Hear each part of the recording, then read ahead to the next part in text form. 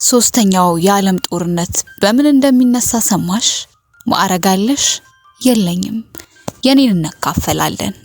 ምንድነህ አንተ? የዋህ። ይህ በሁሉም የሚወደድ እንደ ስሙ ነፃ ሆኖ የኖረው የነፃነት ድምጽ ነበር። ከሩቅ የምናየው ታዋቂ ሰው አይደለም።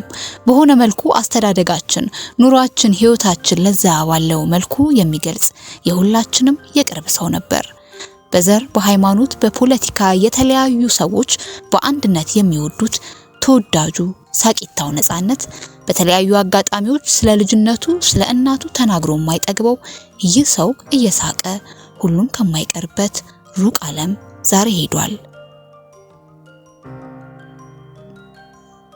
ስለዚህ ድንቅ ሰው ትህትና ብዙዎች ይመሰክራሉ። ብዙዎች አድናቂዎቹ ባገኙት አጋጣሚ እንዲህ ተናግረዋል። ነፂ ህይወትን ከተረዱ ሰዎች ውስጥ ነበር። ምንም ሳያካብድ ምድር ላይ ራሱን ሆኖ ያለፈ ሰው ነው። እንደ እውቅናው በጭራሽ ነው ልታይ የማይለው። አድናቂዎቹን እንኳን ሲያገኝ ከፊታቸው ቀድሞ ተረድቶ ኧረ ፎቶን እነሳ እንጂ ብሎ የሚጠይቃቸው እራሱ ነበር። የሆነ ጊዜ አንድ በጣም የሚያደንቀው ፍሬንድ የሆነ ምግብ ቤት ከጓደኞቹ ጋር ሆኖ ነፂን ያገኘዋል እና እየፈራ ሄዶ እንደሚወደው ሲነግረው ጓደኞቹ ስለምንድነው መተው የማይነግሩኝ ነው ሂሳብን ማስከፈላቸው መስሏቸው ነው ብሎ እሱ ራሱ ሄዶ ይተዋወቃቸዋል።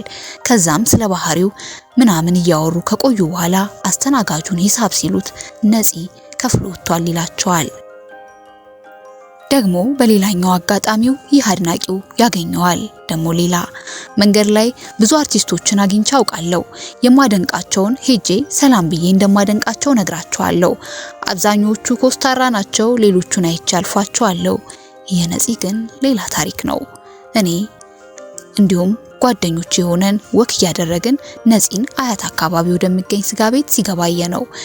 እኔና ጓደኛዬ የምንወደው ስናየው ደንግጠን ቆምን። ነፂም አየን፣ ነርቨስ እንደሆንን ገብቶታል። ከዛ ምን አለን? ምን ታፈጣላችሁ ሰላም በሉኝ እንጂ። ደግሞ ሌላ ትህትናና ሳቅ ከሌላኛው ወገን። no one can feel me ወላሂ እንዴት ሰው ሪስፔክት እንደሚያደርግ ብታውቁ ትለናለች።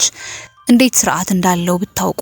he was admitted and checkups ሁሌ ሲመጣ ሰላም ሳይለን አይሄድም።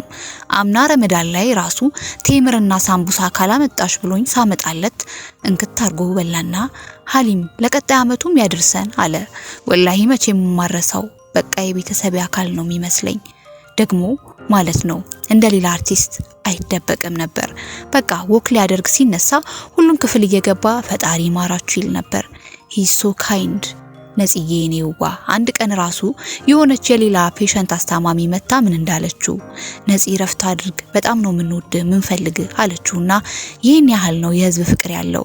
የሆነ ቀን ማታ ላይ ከሲኒየር ስፔሻሊስት ጋር ራውንድ እያደረግን ሁልጊዜም እንደምታውቁት በሳውቁ በጨዋታውና በጩኸቱ ተቀበለን እና ከዛ አውርስ ሲኒየር ስፔሻሊስት ነፂዬ ረፍት አድርጋለው 10 ጊዜ ነበር ስልኩ የሚጠራው እና ከሁሉም ነገር ረፍት አድርግ ሲለው እንጀራ አይኑን መቁጠር ትችላለህ ወይም አይን የሌለውስ እንጀራ ትጋግራለህ አለው።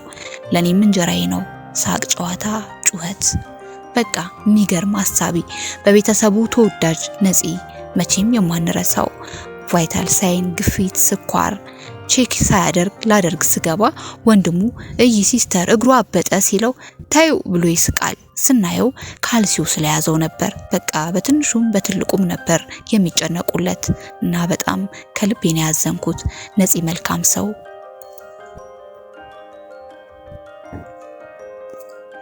ነፃነት እንዲህ ነው። ነፂ ለኪነ ጥበባችን ካበረከተው አስተዋጽኦ በላይ በጣም የሚጎላው ጸጋው ይህ ነው። ለልጆች ነፍስ ቅርብ የሆነ አርቲስት ነው። የጥበበኛ ትልቁ ተሰጥኦ ደግሞ የእድሜ ባለጸጋውም ሆነ ህፃናትን በተመሳሳይ ቋንቋ ማናገር መቻሉ ነው። ይህን ድንቅ መሰጠታቸውን ካየንባቸው ጥቂት የሚዲያ ሰዎች ምናልባትም ደግሞ በብቸኝነት ነፃነት ነበር። ከዚህ ቀደም የእሁድን በኢቢኤስ አስፋውን ጨምሮ ነፃነት ምንም እንኳን የልጆች ፕሮግራም አዘጋጅ ባይሆንም ህፃናት በጣም ይወዱታል። የሱን ፕሮግራም ያለምንም መሳቀቅ ለልጆች ከፍታችሁላቸው ልትወጡ ትችላላችሁ።